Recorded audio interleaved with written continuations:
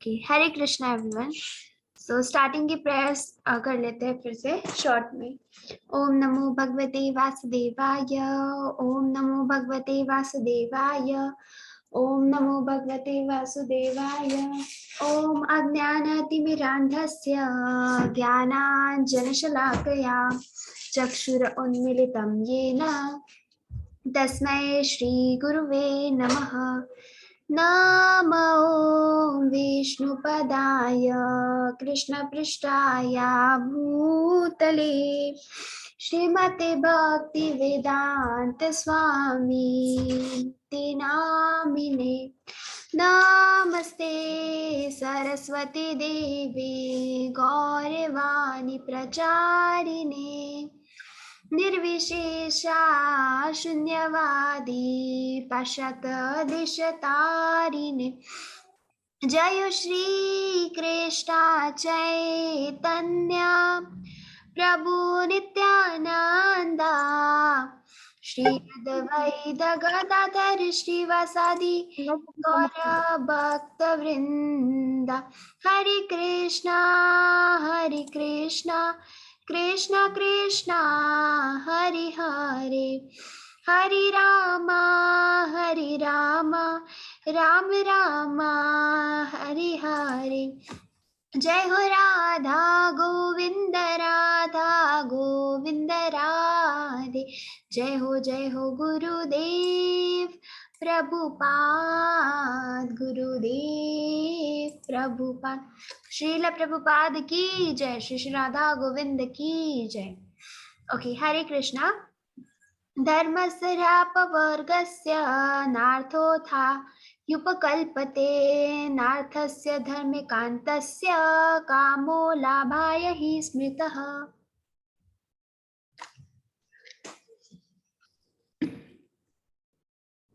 हरे कृष्णा। सुनीता माता जी अनम्यूट करें। हरे कृष्णा माता जी। हरे कृष्णा सभी को। अनुवाद। समस्त प्रतिपर्क कार्य निश्चय ही परम मोक्ष के निमित्त होते हैं, उन्हें कभी भौतिक लाभ के लिए संपन्न नहीं किया जाना चाहिए। इससे भी आगे ऋषियों के अनुसार जो लोग परम वृत्ति धर्म में लगे हैं, उन्हें चाहिए कि इंद्रिय तृप्ति के संवर्धन हेतु भौतिक लाभ का उपयोग कदापि नहीं करना चाहिए। तात्पर्य श्री प्रभुपाद जी की जय। श्री प्रभुपाद जी द्वारा हम पहले ही बता चुके हैं कि पूर्ण ज्ञान तथा भौतिक अस्तित्व से विरक्ति भगवान की शुद्ध भक्ति में सेवा के पीछे पीछे स्वतः आ जाते हैं। किंतु कुछ लोग ऐसे हैं जो मानते हैं कि धर्म सहित समस्त प्रकार की वृत्तियां भौतिक लाभ के निमित्त है। संसार के किसी भी भाग में किसी भी साधारण व्यक्ति की सामान्य प्रवृत्ति यही होती है कि धार्मिक या अन्य वृत्ति के बदले कोई न कोई भौतिक लाभ प्राप्त हो। यहाँ तक कि वैदिक साहित्य में भी समस्त धार्मिक कृत्यों के लिए भौतिक लाभ का प्रलोभन दिया गया है, और अधिकांश लोग ऐसे धार्मिकता के प्रलोभनों अथवा आशीर्वादों के प्रति आकृष्ट होते हैं। तो फिर ऐसे तथा कथित धार्मिक लोग भौतिक लाभों के प्रति क्यों आकृष्ट होते हैं? क्योंकि भौतिक लाभ से इच्छाओं की पूर्ति हो सकती है और माता जी ऊपर कीजिए। और इच्छाओं की पूर्ति से इंद्रिय दृष्टि होती है। प्रवृत्तियों के इस चक्र में तथा कथित धार्मिकता भी आती है, जिसके बाद भौतिक लाभ और भौतिक लाभ के बाद इच्छा पूर्ति होती है। इंद्रिय तृप्ति पूरी तरह से व्यस्त समस्त प्रकार के व्यक्तियों का सामान्य मार्ग है, किंतु भागवत के निर्णय अनुसार इस श्लोक में सूत गोस्वामी के कथन द्वारा इसका निषेध किया गया है। मनुष्य को चाहिए कि केवल भौतिक लाभ के लिए ही कोई वृत्ति न ही भौतिक लाभ का उपयोग इंद्रिय तृप्ति के लिए किया जाए। भौतिक लाभ का सदुपयोग किस प्रकार किया जा सकता है, इसका वर्णन आगे हुआ है। हरे कृष्ण माता जी। हरे कृष्णा। समस्त वृत्ति पर कार्य निश्चय ही परम मोक्ष के निमित्त है। एक सेकेंड। उन्हें कभी भौतिक लाभ के लिए संपन्न नहीं किया जाना चाहिए। इससे भी आगे ऋषियों के अनुसार जो लोग परम वृत्ति यानी धर्म में लगे हैं, उन्हें चाहिए कि इंद्रिय तृप्ति के संवर्धन है तो भौतिक लाभ का उपयोग कदापि नहीं करना चाहिए। तो जो भी भौतिक लाभ होता है, मतलब हमने कभी भी इंद्रिय तृप्ति के संवर्धन है तो इंद्रिय तृप्ति के लिए भौतिक लाभ का उपयोग नहीं करना चाहिए, और स्पेशली उन लोगों ने जो धर्म के मार्ग पे लगे हैं। क्योंकि क्या होता है कि हम धर्म के मार्ग पे लगे हैं, पर अगर हम इंद्रिय तृप्ति के लिए यानी किसी और ऐसी चीज का उपयोग करें कि जिससे हम क्या कर रहे हैं, जिससे हम पाप कर रहे हैं, तो हम ऑलरेडी पाप के भागीदार हैं। जैसे कि अभी हम सब ज्ञान के मार्ग पे है, अभी हम सब नॉलेज ले रहे हैं, अभी हम सब हमारा नॉलेज गेन कर रहे हैं, स्पिरिचुअल नॉलेज। ठीक है, तो अभी हम हमारा स्पिरिचुअल नॉलेज गेन कर रहे हैं, धर्म के बारे में जान रहे हैं कि क्या धर्म होता है। ओके, ये सब जान रहे हैं, और ये सुनते हुए भी अगर हम हमारी इंद्रिय तृप्ति के लिए, हमारे फायदे के लिए किसी का लाभ उठाए, तो वो गलत बात होती है।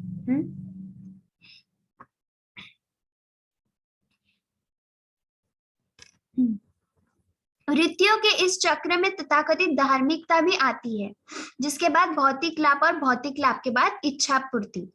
कैसा होता है, मनुष्य का स्वभाव ऐसा है कि उसको ऐसा चाहिए कि उसके मन की हर चीज पूरी हो।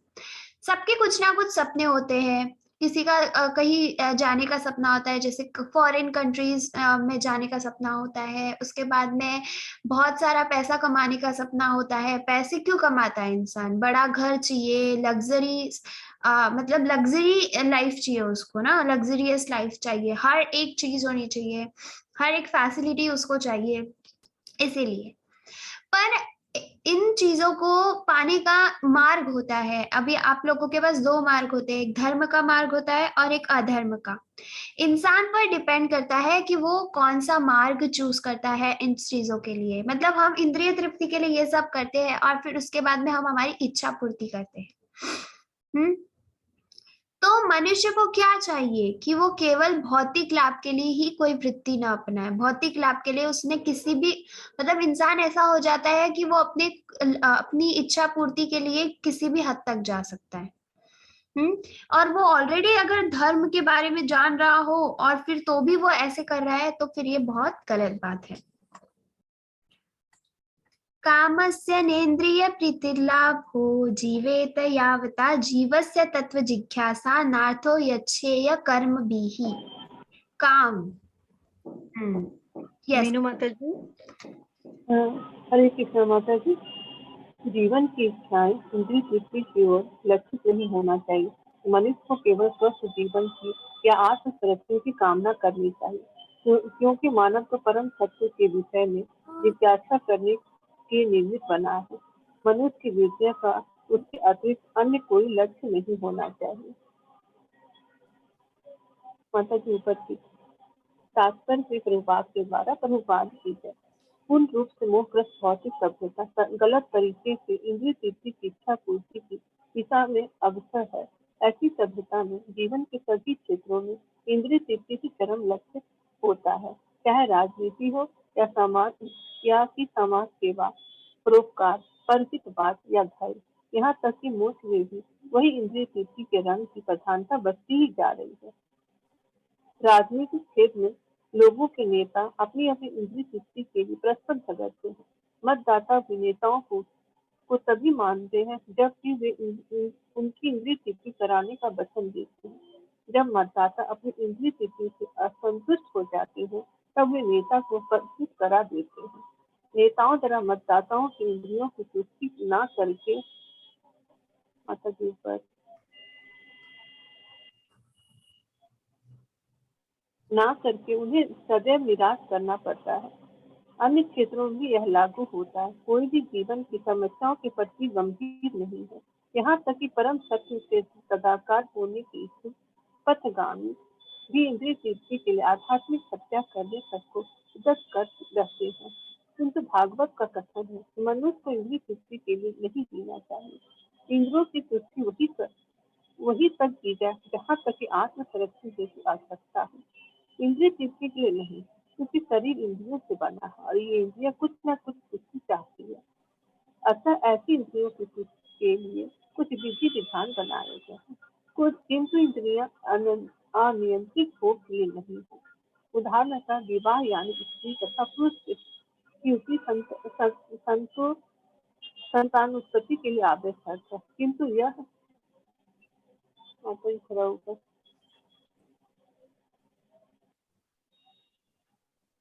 किंतु यह इंद्रिय भोग के लिए नहीं अकेले नहीं होता है।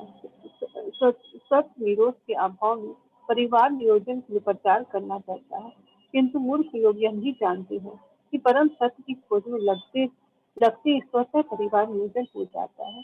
परम सत्य की खोज करने वाले कभी भी अनावश्यक इंद्रिय तृप्ति के प्रति आकृष्ट नहीं होते, क्योंकि परम सत्य की खोज के कार्य में तो पूरी तरह व्यस्त रहते हैं। अंतिम जीवन के प्रत्येक क्षेत्र में परम सत्य की खोज को ही चरम लक्ष्य बनाना चाहिए। इससे मनुष्य सुखी होगा, क्योंकि वह तरह तरह की इंद्रिय तृप्ति में इंद्रिय तृप्ति कम लिप्त होगा, और वह परम सत्य क्या है इसकी व्याख्या आगे की गई। हरे कृष्ण माता जी। हरे कृष्ण माता जी। यस, जीवन की इच्छाएं इंद्रिय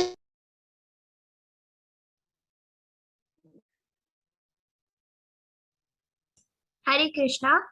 माता जी, हाँ माता जी, आपका नेटवर्क प्रॉब्लम शायद हुआ था। अच्छा, यस, हाँ, आ रहा है ना वॉइस? जी माता जी, अभी आ रही है। जीवन की इच्छाएं इंद्रिय तृप्ति की ओर लक्षित नहीं होनी चाहिए। जी भी आ रही है। यस माता जी। जी माता जी, आ रही है। ओके। मनुष्य को केवल स्वस्थ जीवन की या आत्म संरक्षण की कामना करनी चाहिए, क्योंकि मानव तो परम सत्य के विषय में जिज्ञासा करने के निमित्त बना है। मनुष्य की वृत्तियों का इसके अतिरिक्त अन्य कोई लक्ष्य नहीं है।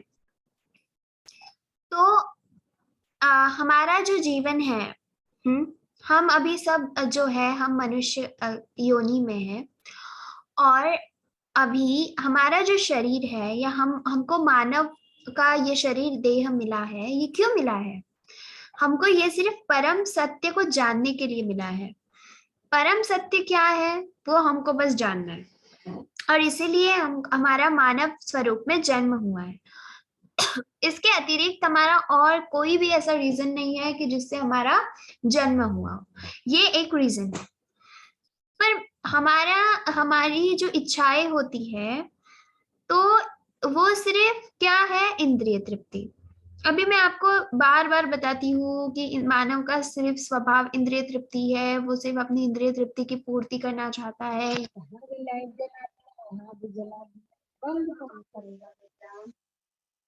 ठीक है, ये मैं आपको बताती हूँ। तो ये बार बार वही चीज आती है, बार बार वही एक चीज आती है, इंद्रिय तृप्ति नहीं करना चाहिए, ये वो। तो क्या रीजन है? क्यों बार बार हम इसी पर आके रुक जाते हैं? क्यों बार बार सिर्फ इंद्रिय तृप्ति का या हमारी इच्छाओं का ही यहाँ पे वर्णन किया जा रहा है? क्यों? हमने अभी तक जितना भी पढ़ा उसमें ये वर्ड कितने बार आ गया? कितने बार आया ना? बहुत बार आ गया। तो इसका क्या रीजन है? क्योंकि मानव जो है उसका स्वभाव ही ये है, और ये है ना, आप लोगों को बार बार रिमाइंड करवाया जाता है, और हम ये बार बार रिमाइंड करवाया जा रहा है हम लोगों को कि हमारा स्वभाव इंद्रिय तृप्ति के लिए ऐसा बना नहीं है, पर हम लोगों ने उसको बना लिया है। और ये रिमाइंड करवाया जा रहा है कि बस अभी आप लोगों को जानना होगा कि आपका एग्जैक्टली जन्म किस लिए हुआ है। ठीक है, यस। सो यहाँ पर आपको बताया गया है कि इंद्रिय तृप्ति की इच्छा पूर्ति की दिशा में अग्रसर रहता है मनुष्य। मनुष्य को बस क्या चाहिए? हमें ना कभी भी ना हम कठिन जीवन जीना नहीं चाहते। सब क्या चाहते हैं कि हम जितनी अच्छी फैसिलिटीज के साथ जिए ना, उतना अच्छा है। मुझे बताओ, पहले के समय में लाइट फैंस होते थे क्या? नहीं होते थे। सुबह वैसे भी सनलाइट मिलता था, सूरज का उजाला रहता था, और इसके बाद में रात हो जाती थी, शाम हो जाती थी, तो मोमबत्ती में भी गुजारा हो जाता था ना लोगों का। मर तो नहीं जाते थे वो बिना फैन लाइट के। फैन नहीं था तो वो जो उसको क्या बोलते हैं, हाथ पंखी समथिंग ना, पहले की वो जैसे हाथ से चलाते हैं तो उससे हवा लगती है, देखो। या पेपर अभी तो हम पेपर यूज कर लेते हैं कभी कभी, पर ऐसा अभी लगता ही नहीं है, क्योंकि सबके घर में इन्वर्टर्स भी होते हैं। तो इंसान क्या चाहता है ना, इंसान लेना चाहता है कि उसको हमेशा हर फैसिलिटी मिलती रहे। और अभी तो ऐसा हो गया कि इंसान का फैन पे भी गुजारा हो सकता है, फैन भी तो उसको हवा ही दे रहा है, बट नो, उसको एसी चाहिए। उसके बाद में लाइट्स भी चल रहे हैं ना, कोई भी लाइट हो, है ना, ट्यूबलाइट वगैरह चल रहे हैं, बट उसको एलईडी लाइट्स चाहिए। मतलब इंसान का स्वभाव क्या हो गया है ना कि बस वो बहुत सारी फैसिलिटीज चाहता है। और आजकल के मनुष्य इतने आलसी हो चुके हैं कि उनसे कोई काम भी नहीं होता है ठीक से। वो हर एक काम के लिए, जैसे कपड़ों के लिए वॉशिंग मशीन आ गया, बर्तन धोने के लिए डिश वॉशर आ गया, ओके, इतनी सारी चीजें आपके लिए अवेलेबल है। तो ये मनुष्य ने इतनी सारी चीजें क्यों बनाई है, इतनी सारी फैसिलिटीज क्यों बना रहे हैं? क्योंकि वो इतना ज्यादा ये हो गया ना आलसी, इसलिए। मतलब उसको फिर इतनी सारी फैसिलिटीज मिल जाती है तो फिर वो क्या करता है, उसको इसके लिए क्या चाहिए, पैसा चाहिए, पैसे लगाओ, इतनी सारी फैसिलिटीज तो है ही, काम भी आराम से हो जाता है, और बाद में हमारे जो शौक होते हैं वो भी पूरा हो जाते हैं। इन शॉर्ट, इंद्रियों की तृप्ति हो जाती है ना, तुष्टि हो जाती है इंद्रियों की। अभी यहाँ पर ना नेताओं के बारे में भी बोला गया है कि मैंने कहीं तो ऐसे देखा था, मतलब क्या होता है कि जो नेता होते हैं तो उनको ज्यादा वोट मिलने चाहिए, इसीलिए वो क्या करते हैं, ज्यादा वोट मिलने चाहिए, इसीलिए उनके उनके अंदर मतलब उनके अंडर जितना एरिया उनको मिलने वाला है बाद में, मतलब वो जब मिल जाएंगे, वो जीत जाएंगे वो, तो जीतने के बाद उनको जितना उनके अंडर एरिया आएगा, मतलब जो भी हिसाब से आता है, तो वोटिंग के लिए वो क्या करते हैं, उस एरिया में जाकर जानबूझकर ना, मतलब सबके घरों में जाकर उनको कुछ बांटेंगे कि मतलब जैसे फॉर एग्जांपल कुछ भी, लाइक फोन्स बांट दिए, या कुछ भी ऐसा बांट दिया, या झाड़ लगाए उनके एरिया में, है ना, उनकी मतलब उनकी सारी फैसिलिटीज वो पूरा कर रहे हैं, पानी के सॉरी डस्टबिन्स रख रहे हैं घरों के बाहर। तो वो क्यों करते हैं ये सब कि वो क्या चाहते हैं कि वो ये करेंगे ना तो उनको लगता है कि हमको वोट मिलेगा ज्यादा, इसलिए वो ये सारी चीजें कर रहे होते हैं। तो ये एक हिसाब से क्या करते हैं, वो एक हिसाब से वो हमारे इंद्रिय की तृप्ति करते हैं, तो इसी से फिर हम बोलते हैं कि नहीं काफी अच्छा है, तो हमने इनको वोट देना चाहिए। ठीक है, उसके बाद यहाँ पे एक दिया है कि भागवत का कथन है कि मनुष्य को इंद्रिय तृप्ति के लिए नहीं जीना चाहिए। ये डायलॉग आपने सुना होगा मतलब इंसान बोलते हैं, मनुष्य बोलता है कि हमको एक ही बार तो ऐसा मनुष्य जीवन मिलता है तो मजे मारकर जी लेना चाहिए। सुना होगा ना, बहुत से बार, मैंने तो काफी बार सुना है।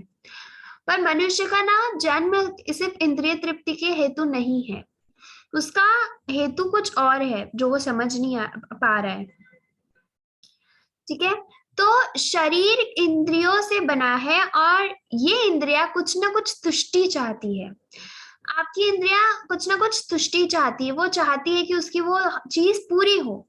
ऐसी इंद्रियों की तुष्टि के लिए कुछ विधि विधान बनाए गए हैं, किंतु इंद्रिया अनियंत्रित भोग के लिए नहीं है। जैसे कि आपको एक एग्जांपल दिया है यहाँ जब पुरुष और स्त्री की शादी होती है, उनका विवाह होता है, विवाह होने के बाद उनको संतान उत्पत्ति करनी होती है, यानी हम बेबी करते हैं। हाँ ठीक है, तो बेबी फॉर्म करने के लिए जब वो बेबी फॉर्म करते हैं तो आप लोगों को मतलब लाइक उसको अभी हिंदी में क्या बोलते हैं, जो संबंध हम मतलब होता है, पुरुष और स्त्री में संबंध होता है और उसके बाद बेबी फॉर्म होता है, बेबी आता है। तो आपको ये प्रोसेस जो दिया गया है, ठीक है, ये प्रोसेस क्यों दिया गया है, ताकि आप अपने वंश को आगे बढ़ा सको ना, बच्चा आएगा तो आपका वंश बढ़ता है, इसलिए। बट ये इन्होंने ऐसा बता दिया है कि इसको इंद्रिय भोग बना लिया है, मतलब वो उसका और यूज करते हैं उस चीज का, मतलब और संबंध बनाते हैं, पुरुष और स्त्री एक दूसरे में और संबंध प्रिपेयर करते हैं। और बट क्या होता है, इससे क्या मिल रहा है उनको, वो सिर्फ तृप्ति के लिए कर रहे हैं, भोग रहे हैं, वो इंद्रिय भोग कर रहे हैं। That's it. अभी मुझे हिंदी में इतना ही बोलते आया है इस पर, है ना, और आप लोग तो समझ ही गए हो। As you all know. तो ये इंद्रिय भोग के लिए वो करते हैं, बट ये सही नहीं है। आप लोगों को ये जो पुरुष और स्त्री का जो संबंध होता है, वो संबंध फॉर्म करते हैं, किस लिए करते हैं? बेबी फॉर्म करने के लिए ना, बच्चा पैदा करने के लिए करते हैं।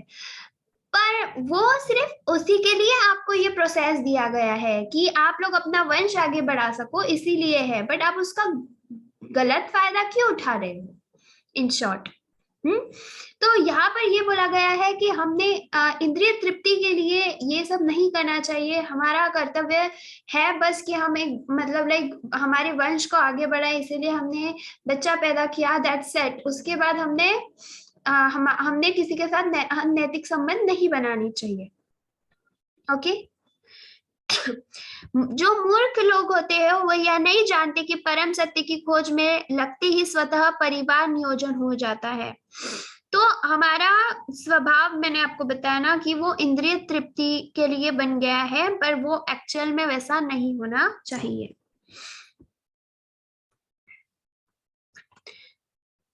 वदन्ति तत्त्वविदः सत्त्वं यज्ञानमद्वयं ब्रह्मेति परमात्मेति भगवानिति शब्दन्ते। हरे कृष्ण माता जी। जी माधुरी माता जी। हरे कृष्ण। परम सत्य को जानने वाले विद्वान अध्यात्मवादी तत्वविद इस अद्वय तत्व ब्रह्म परमात्मा या श्री भगवान के नाम से पुकारते हैं। तात्पर्य, श्री प्रभुपाद जी या श्री प्रभुपाद जी के द्वारा परम सत्य ज्ञाता तथा ज्ञेय दोनों हैं और इनमें कोई गुणात्मक भेद नहीं है। अतः ब्रह्म परमात्मा तथा श्री भगवान गुणात्मक रूप से एक ही है।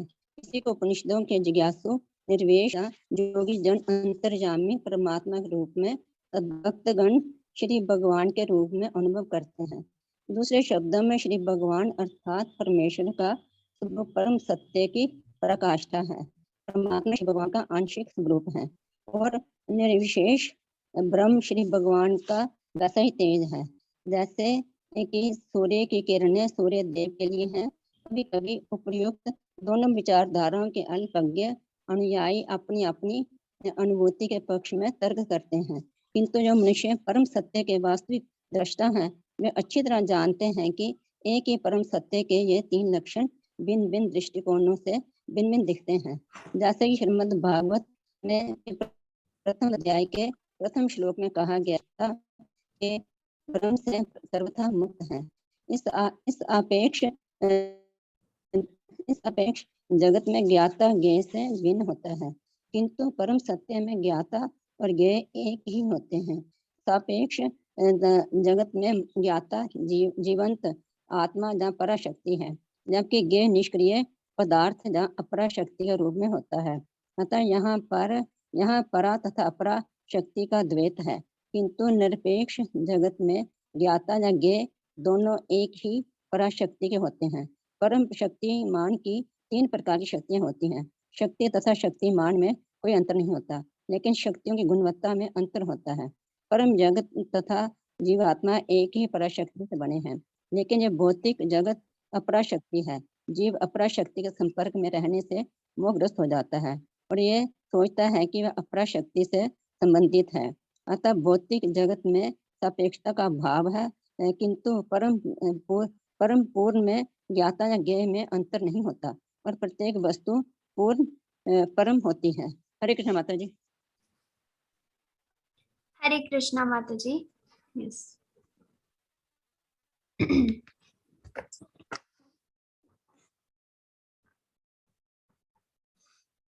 परम सत्य को जानने वाले विद्वान अध्यात्मवादी तत्वविद इस अद्वैत तत्व को ब्रह्म परमात्मा या भगवान के नाम से पुकारते हैं। तो जो परम सत्य को जानते हैं, यानी जो परम सत्य को जानने के लिए मतलब उनको उनका उद्देश्य समझ चुका है कि वो सिर्फ यहाँ पे परम सत्य को जानने के लिए आए हैं, उनका जन्म इसी चीज के लिए हुआ है, तो वो जो होते हैं वो विद्वान कहलाते हैं। और क्या कि वो परम सत्य को भगवान के नाम से जानते हैं। जैसे हम लोग हैं, हम लोग को परम सत्य जानने के लिए आए हैं। अभी हमको पता चल गया है कि हम यहाँ पे क्यों आए हैं, तो हम परम सत्य को जानने के लिए हमारा जन्म हुआ है। तो हम इसको भगवान के रूप में लेते हैं। जैसे अगर मैं आपको बताती हूँ तो मैं आपको यही बोलती हूँ ना कि परम सत्य कौन है, तो परम सत्य श्री कृष्ण है ना। तो हम उसको उसी नाम से पुकारते हैं।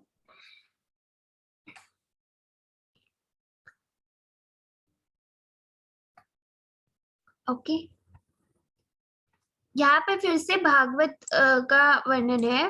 मतलब भागवत के प्रथम श्लोक में कहा गया है, परम सत्य परम पूर्ण सर्वज्ञ तथा सापेक्षता की मोह से सर्वथा मुक्त है।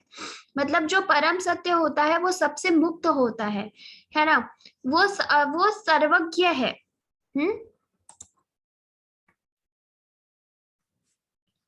तश्रद्धाना मुनयो ज्ञान वैराग्ययुक्तया पश्यन्त्यात्मनि चात्मानं भक्त्या श्रुतु गृहीतया।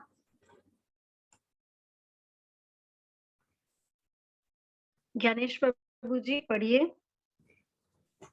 हरे हरे कृष्ण माता जी। कृष्ण ज्ञान तथा वैराग्य से समन्वित गंभीर जिज्ञासु या मुनि वेदांत श्रुति के श्रवण से ग्रहण की हुई भक्ति द्वारा परम सत्य की अनुभूति करता है। तात्पर्य, शील प्रभुपाद जी के द्वारा शील प्रभुपाद जी की जय। भगवान वासुदेव जो परम सत्य की पूर्ण अभिव्यक्ति के समान है, उनकी भक्तिमय सेवा की प्रक्रिया से परम सत्य की अनुभूति होती है। ब्रह्म उनका दिव्य शारीरिक तेज है और परमात्मा उनका आंशिक स्वरूप है। फलतः ब्रह्म या परमात्मा की अनुभूति परम सत्य की आंशिक अनुभूति मात्र है। मनुष्य 4 प्रकार के होते हैं, कर्मी, ज्ञानी, योगी तथा भक्त। कर्मी भौतिकतावादी होते हैं, किंतु शेष 3 आध्यात्मवादी होते हैं। भक्त प्रथम श्रेणी के अध्यात्मवादी होते हैं, जिन्होंने परम पुरुष का साक्षात्कार कर लिया है। दूसरी श्रेणी में वे अध्यात्मवादी आते हैं जिन्होंने परम पुरुष के पूर्ण अंश का आंशिक साक्षात्कार किया है और तीसरी झांकी का, जैसा कि भगवद गीता तथा अन्य वैदिक ग्रंथों में कहा गया है, परम पुरुष का साक्षात्कार भक्तिमय सेवा द्वारा किया जाता है, जिसके पीछे पूर्ण ज्ञान तथा भौतिक संगति से वैराग्य सन्निहित रहते हैं। हम पहले ही बता चुके हैं कि भक्तिमय सेवा के बाद ज्ञान तथा भौतिक संगति से वैराग्य आते हैं। चूंकि ब्रह्म तथा परमात्मा की अनुभूति उन परम सत्य की अपूर्ण अनुभूतियां हैं, अतः ब्रह्म तथा परमात्मा को प्राप्त करने के साधन अर्थात ज्ञान तथा योग मार्ग भी परम सत्य की अनुभूति के अपूर्ण साधन हैं। भक्ति ही एकमात्र पूर्ण विधि है जिससे गंभीर जिज्ञासु को परम सत्य की अनुभूति हो सकती है, क्योंकि भक्ति की नींव पूर्ण ज्ञान तथा भौतिक संग से वैराग्य के ऊपर खड़ी होती है और वेदांत श्रुति के श्रवण द्वारा सुदृढ़ होती है। अतः ऐसा नहीं है कि भक्ति अल्पज्ञ अध्यात्मवादियों के निमित्त होती है। भक्तों की 3 श्रेणियां हैं, प्रथम, द्वितीय तथा तृतीय। तृतीय श्रेणी के भक्त या नवदीक्षित, माता जी ऊपर कीजिए, या नवदीक्षित भक्त जो ज्ञान विहीन होते हैं, ज्ञान वे भौतिक विहीन होते संगति हैं, से वे भौतिक संगति से विरक्त नहीं होते। वे तो मंदिर में अर्चा विग्रह की पूजा की प्रारंभिक प्रकृति नहीं होते, कृष्ण होते हैं। ऐसे भक्त भौतिक भक्त कहलाते हैं। ऐसे भक्त आध्यात्मिक लाभ की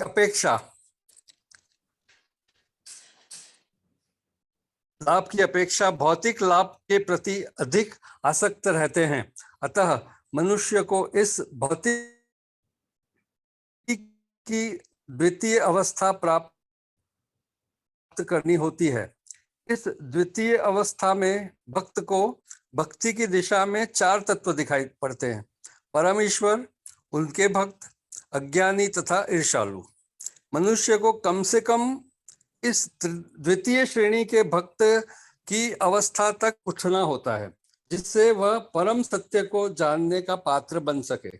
अतः तृतीय श्रेणी के भक्त को भक्ति संबंधी अनुदेश भागवत के प्रामाणिक स्रोतों से प्राप्त करने होते।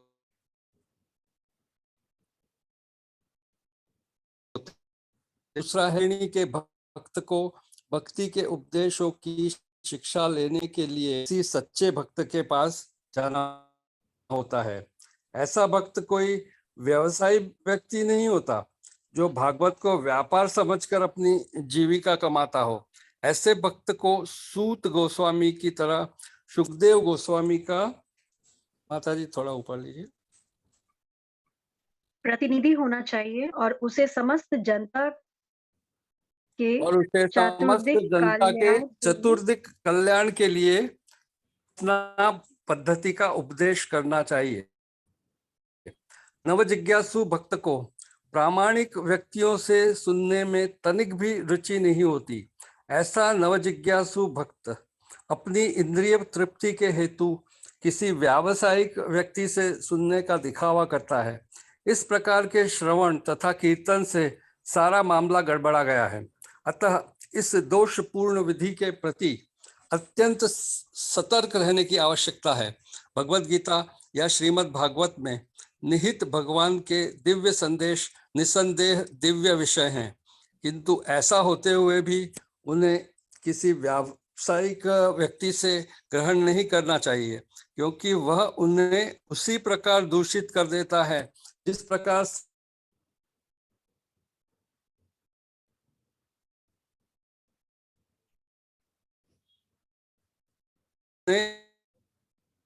पूर्ववर्ती आचार्यों अथवा गोस्वामियों द्वारा छोड़े गए अर्थात संकलित अन्य साहित्य को सुने।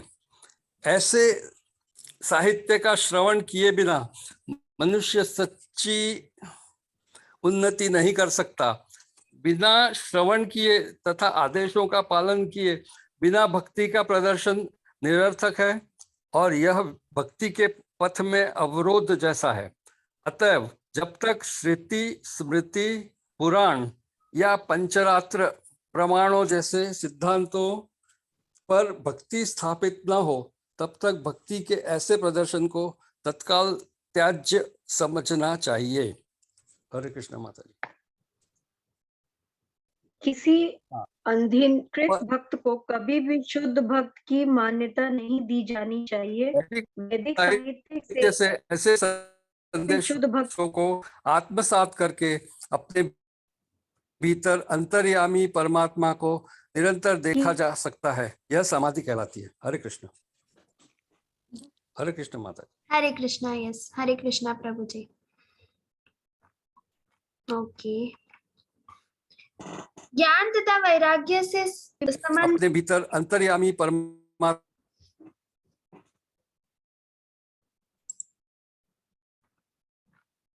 हरे कृष्णा। हरे कृष्ण माता जी, आवाज आ रही है? आ रही है ना? ओके। ज्ञान तथा वैराग्य से समन्वित जिज्ञासु या मुनि वेदांत श्रुति के श्रवण से ग्रहण की हुई भक्ति द्वारा परम सत्य की अनुभूति करता है। यहाँ पर जितना भी प्रभु जी ने पढ़ा, मुझे नहीं लगता कि इसमें से ऐसा भी कुछ है कि जो ना समझ आए। पर यहाँ पर जो है मनुष्य के 4 प्रकार बताए गए हैं, जो एक कर्मी, ज्ञानी, योगी तथा भक्त। कर्मी यानी कौन? जो भौतिकवादी होते हैं, ठीक है, जो सिर्फ कर्म पे भरोसा रखते हैं कि सिर्फ कर्म ही श्रेष्ठ है, कर्म ही करो।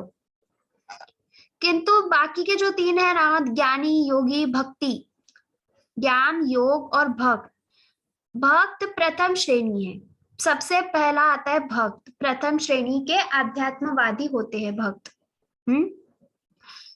और परम पुरुष का साक्षात्कार कर लिया है। देखो, हमने कल भी देखा था कि पहला जो धर्म है वो है भक्ति। सबसे परम धर्म भक्ति है ना। और दूसरी श्रेणी में क्या है, दूसरी श्रेणी में वे आध्यात्मवादी आते हैं।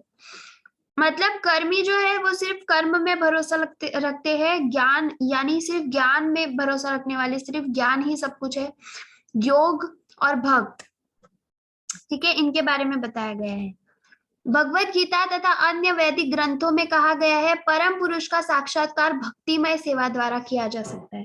पर इन चारों में से अगर मैं आपको पूछूं कि इन चारों मनुष्य के प्रकार में से सबसे कौन सा मनुष्य सबसे ज्यादा श्रेष्ठ है, तो सब कहेंगे भक्त, है ना। अगर हमने ऐसे ही 4 प्रकार के मनुष्य को खड़ा कर दिया, एक कर्मी, एक ज्ञानी, योगी तथा भक्त, ऐसे 4 मनुष्य को, 4 प्रकार के मनुष्य को अगर हमने खड़ा कर दिया, तो उनमें से अगर हमको पता लगाना है कि कौन सा सबसे श्रेष्ठ है, तो कौन सा निकलेगा? ऑब्वियसली भक्त।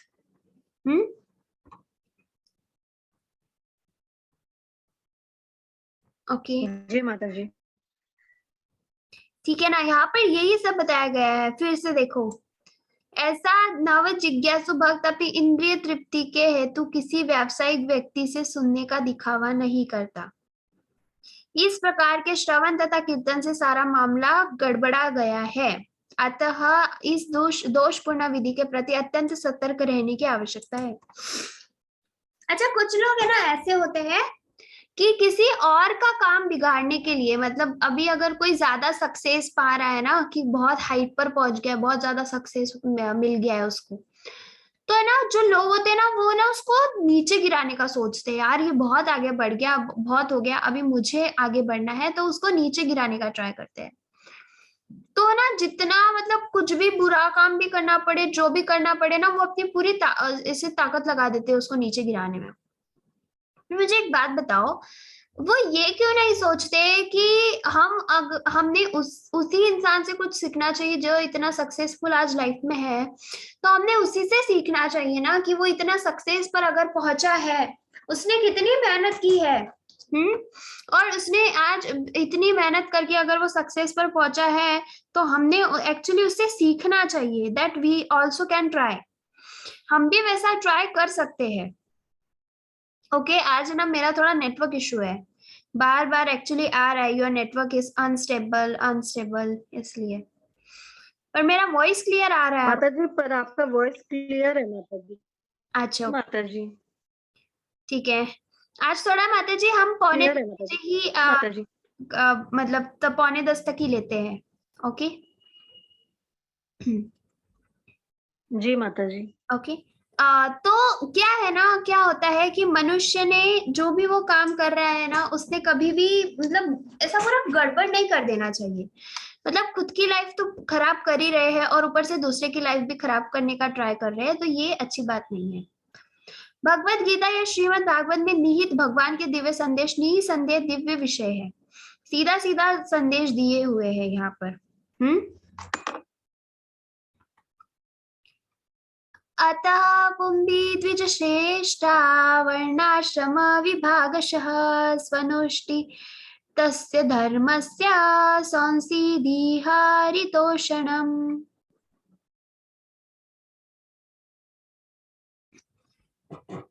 शारदा माता जी पढ़िए। अतः हे द्विज श्रेष्ठ, निष्कर्ष के अनुसार अपने कर्तव्यों को पूरा करने से जो परम सिद्धि प्राप्त हो सकती है वह है भगवान को प्रसन्न करना। तात्पर्य शिला प्रभुपाद द्वारा शिला प्रभुपाद की जय। सारे विश्व भर में मानव समाज 4 वर्णों तथा 4 आश्रमों में विभक्त है। 4 वर्ण है बुद्धिमान वर्ग, योद्धा वर्ग, उत्पादक वर्ग अनुसार विभाजित किए गए हैं, धर्म के अनुसार नहीं। फिर जीवन के 4 आश्रम भी हैं, इनके नाम है विद्यार्थी जीवन, गृहस्थ जीवन, वानप्रस्थ तथा भक्त जीवन। मानव विभाजित हो, अन्यथा कोई भी सामाजिक संस्था स्वस्थ विकास नहीं कर सकती। इनमें से जीवन करना है। मानव समाज के इस संस्थागत कार्य को वर्णाश्रम धर्म के रूप में जाना, जो सुसंस्कृत जीवन के लिए अत्यंत स्वाभाविक है। वर्णाश्रम धर्म का निर्माण इसलिए किया गया है कि परम सत्य की अनुभूति हो सके। इसका निर्माण एक विभाग का दूसरे पर कृत्रिम आधिपत्य के लिए नहीं किया गया है। जब इंद्रिय तृप्ति की अत्यधिक आसक्ति के कारण जीवन का लक्ष्य अर्थात परम सत्य का साक्षात्कार चूक जाता है, आश्रम धर्म का उपयोग कमजोर वर्ग पर कृत्रिम आधिपत्य दिखाने के लिए किया जाता है। कलयुग में अर्थात कलह प्रधान युग में यह कृत्रिम आधिपत्य पहले से चालू है, किंतु जो लोग सियाने हैं वे जानते हैं कि वर्ण तथा आश्रम विभाग सहज सामाजिक व्यवहार तथा उच्च विचार युक्त आत्म साक्षात्कार के लिए है, अन्य किसी प्रयोजन के लिए नहीं। यहाँ पर भागवत का कथन है कि जीवन का सर्वोच्च लक्ष्य या वर्णाश्रम धर्म की चरम सिद्धि यह है कि हम सब मिलकर परमेश्वर को प्रसन्न रखें। इसकी पुष्टि भगवत गीता 4.13 में भी हुई है। हरे कृष्ण। हरे कृष्ण।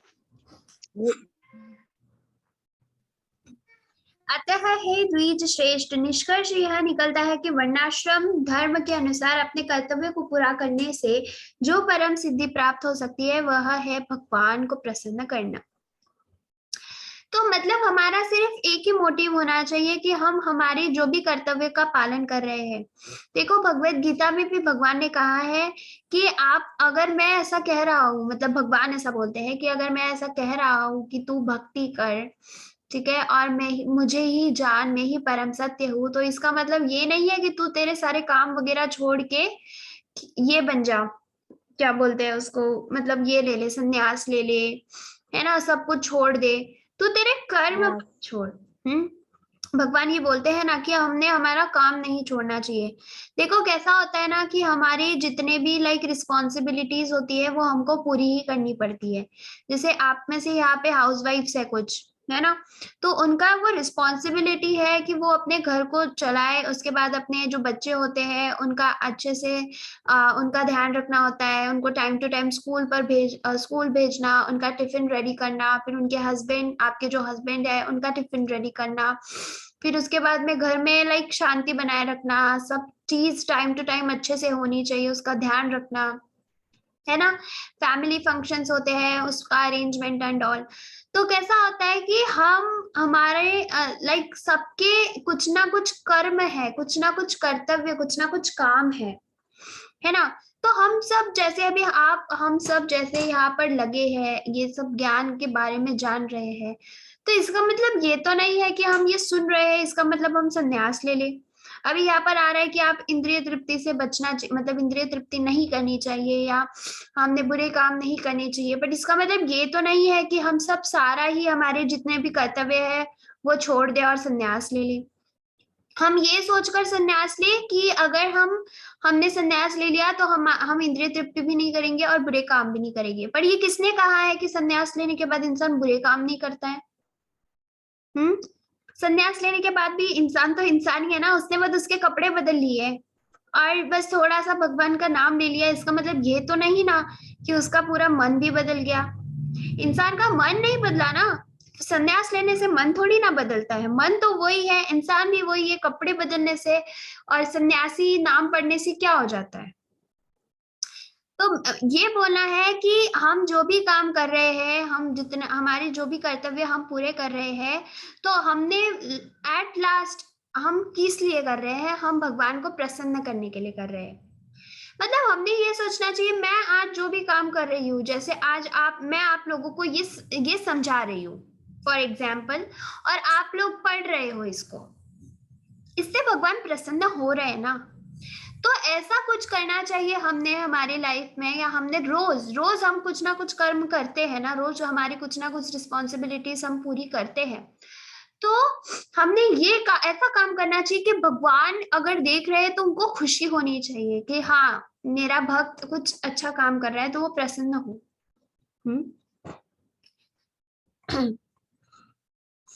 तो यहाँ पे जीवन भी बताए गए, विद्यार्थी जीवन, गृहस्थ जीवन, वानप्रस्थ तथा भक्त जीवन। इनमें से फिर से सबसे श्रेष्ठ होगा भक्ति जीवन, क्योंकि भक्ति जीवन ऐसा जीवन है, मतलब वही सबसे श्रेष्ठ माना जाता है। क्यों श्रेष्ठ है भक्त का जीवन? देखो हम लोग भक्ति करते हैं, पर हमको भक्ति करने के लिए सन्यासी वाले वेशभूषा धारण कर सन्यासी बनने की आवश्यकता तो नहीं है ना। भक्ति तो हम ऐसे स्वरूप में भी कर सकते हैं। इसीलिए भक्ति करो पर निस्वार्थ करो। जब इंद्रिय तृप्ति की अत्यधिक आसक्ति के कारण जीवन का लक्ष्य अर्थात परम सत्य का साक्षात्कार चूक जाता है, तब जैसा कि पहले कहा जा चुका है, स्वार्थी लोगों द्वारा वर्णाश्रम धर्म का उपयोग कमजोर वर्ग पर कृत्रिम आधिपत्य दिखाने के लिए किया जाता है। जब इंसान अपना सिर्फ इंद्रिय तृप्ति के लिए ही जीता है, इंद्रिय तृप्ति ही उसके लिए सब कुछ है, तब वो क्या करता है, वो स्वार्थ में आ जाता है, स्वार्थी हो जाता है। और वो क्या करता है, उससे जो कम पावरफुल है, मतलब उससे जो कृत्रिम आधिपत्य वाले हैं, लाइक क्या बोल सकते हैं उसको, हाँ, जिनके पास इतना पावर नहीं होता है, उनके ऊपर वो फिर क्या करने लगता है, अत्याचार करने लगता है, उनपे अपना मतलब राज्य स्थापित करने का सोचता है। तो वो क्या करता है ना, उससे कमजोर वाले पर हक जमाना स्टार्ट करता है, क्योंकि उससे तो कुछ हो नहीं रहा। ओके, मेरा वॉइस ब्रेक हो रहा है? नहीं माता जी, ठीक है। हाँ, तो उससे तो कुछ हो नहीं रहा ना, तो उसने क्या डिसाइड किया कि उससे कम पावरफुल लोगों पर वो हक जमाना स्टार्ट कर देता है। तो ये वर्थ करता है क्या? सच्ची लगता है आप लोगों को ये कुछ वर्थ करता है? नो। तो यहाँ पर भागवत का कथन है कि जीवन का सर्वोच्च लक्ष्य या वर्णाश्रम धर्म की चरम सिद्धि यह है कि हम सब मिलकर परमेश्वर को प्रसन्न रखें। और ये देखो, मैंने आपको कहा ना कि भगवत गीता में आ चुका है, तो वो कहाँ आया था? 4th चैप्टर में 13 नंबर के श्लोका में आया था। ऊपर मैंने अभी कहा ना, भगवत गीता में कहा है भगवान ने, तो वो 4th चैप्टर में कहा था। इसीलिए भगवत गीता पढ़नी स्टार्ट कर दे। आप लोगों को तो मैंने ऑलरेडी कहा है, क्योंकि लिंक है, यहाँ पर आता है कि भगवत गीता में ऐसा कहा गया है, इधर है उधर। तो अगर याद रहा कि हाँ भगवत गीता में इधर कहा गया था, तो हमको एग्जैक्ट वो क्लिक होता है, इधर इधर कहा गया था, तो फिर वो रिवाइज हो जाता है। तो हमारा सर्वोच्च लक्ष्य क्या है अब, कि हम जो भी कर्म करेंगे, हम हमारी जो भी रिस्पॉन्सिबिलिटीज को पूरा करेंगे, तो हम सिर्फ वो भगवान को प्रसन्न करने के ध्येय से ही करेंगे। ठीक है? ओके, रुकते हैं यहाँ पे अब 14 जी माता जी, यहाँ पे रुकते हैं 1 सेकेंड। और अभी जो है नेक्स्ट वीक मंडे को बाकी का हम सब कंटिन्यू करेंगे। ओके, हरे कृष्ण।